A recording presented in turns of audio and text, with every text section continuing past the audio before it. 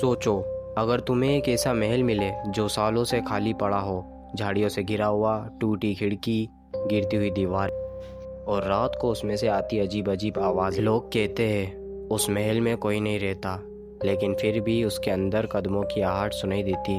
आज मैं तुम्हें सुनाऊंगा उसी अंधेरे महल की कहानी जहाँ जाने वाला कभी वापस नहीं लौट पाया। साल 1986, उत्तर भारत के एक छोटे से कस्बे में एक पुराना महल था। रोड के साइड में बड़े बड़े पेड़ों के पीछे छिपा हुआ। गांव के लोग उसे अंधेरा महल कहते थे।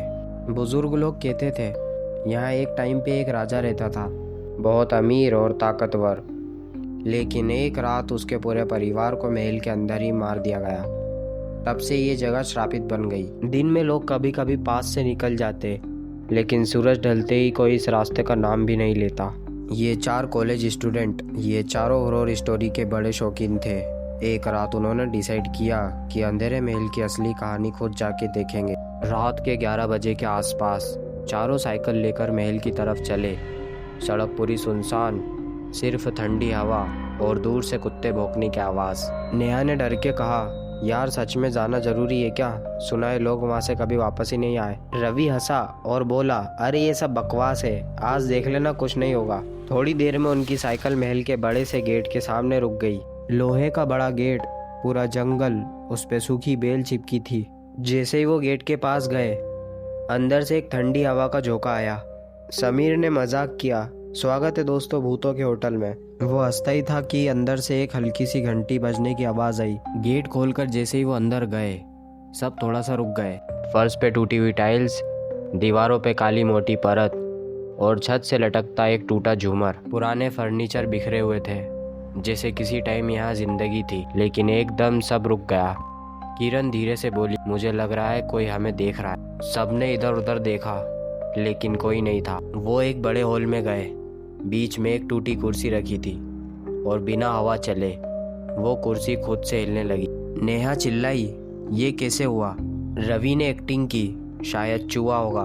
हॉल के कॉर्नर में एक बड़ा लोहे का दरवाजा था, उस पर जंजीर लटकी थी, आधी टूटी हुई। समीर ने जोर लगाया और दरवाजा खोला। अंदर पूरा अंधेरा, नीचे जाती हुई सीढ़ियाँ। नेहा बोली, नहीं, नीचे नहीं जाना चाहिए। पर रवि बोला, यहीं असली राज छुपा होगा।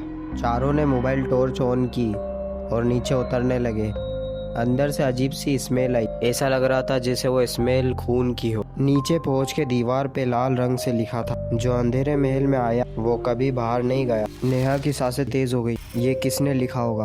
अब चारों अंधेरे तहखाने में फंस गए।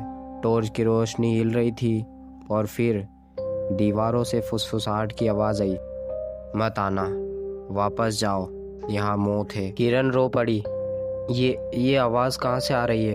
रवि ने टॉर्च घुमाई, पर कोई नहीं था। कॉर्नर से एक सफेद परछाई सामने आई। चेहरा धुंधला, पर आंखें लाल चमक रही थी। वो हवा में तैरते हुए समीर के पास आई। उसने समीर का हाथ पकड़ लिया। उसका हाथ बर्फ जैसा ठंडा था। समीर जोर से चिल्लाया और बोला, छोड़ दो मुझे। नेहा और किरण ने उसे खींच लिया और सब ऊपर की साइड भागे। लेकिन ऊपर आके पता चला, जहाँ से आए थे वहाँ अब दीवार थी। हॉल और कॉरिडोर्स की डायरेक्शन बदल चुकी थी। महल एक भूल भुलैया बन गया और पीछे से एक साथ हजारों कदमों की आवाज गूंज उठी, लेकिन कोई दिखाई नहीं दिया। वो एक कमरे में घुसे। अंदर हजारों पुरानी गुड़िया रखी थी, जली हुई, टूटी हुई। अचानक सब गुड़ियों की आंखें चमक उठी और सब ने एक साथ हंसी स्टार्ट कर दी। वो हंसी इतनी तेज थी कि उनके कानों से खून निकलने लगा। सब चिल्लाते हुए बाहर भागे। अब वो एक बड़े हॉल में आए, जहाँ चारों तरफ बड़े बड़े शीशे लगे थे। हर शीशे में उनकी परछाई थी, लेकिन वो उनके जैसे बिहेव नहीं कर रही थी। रवि की परछाई मुस्कुरा रही थी, जबकि वो खुद डरा हुआ था। समीर की परछाई अपना गला घोट रही थी। किरण की परछाई खून भरे आंसू रो रही थी। नेहा चीखी, ये हमें मार देंगे। बीच वाले शीशे से वही सफेद परछाई बाहर आई। इस बार उसका चेहरा क्लियर था।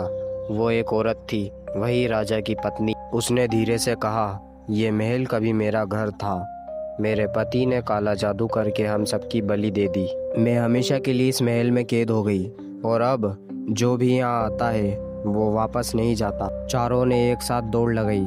कॉरिडोर्स, टूटे झूमर, स्टेयर्स सब पार करके मेन गेट की तरफ भागे। पीछे से चीखों और कदमों की आवाजें उनका पीछा कर रही थी। अचानक गेट खुद से खुल गया। वो बाहर कूद गए और गेट जोर से बंद हो गया। सबकी सांसें फूल रही थी। पीछे देखा तो महल बिल्कुल चुप था, जैसे कुछ हुआ ही ना हो। समीर बोला, हम बच गए। लेकिन तभी नेहा को महसूस हुआ उसके हाथ पर अभी भी वही बर्फ जैसी ठंडी पकड़ लगी हुई थी। उसने धीरे से कहा, नहीं, हम आज़ाद नहीं हुए, वो हमारे साथ बाहर आ चुका है। तो दोस्तों, ये थी अंधेरे महल की कहानी। याद रखना, कुछ दरवाजे कभी नहीं खोलने चाहिए, क्योंकि बुराई हमेशा महल के अंदर नहीं रहती, कभी कभी वो तुम्हारे साथ घर तक आ जाती है।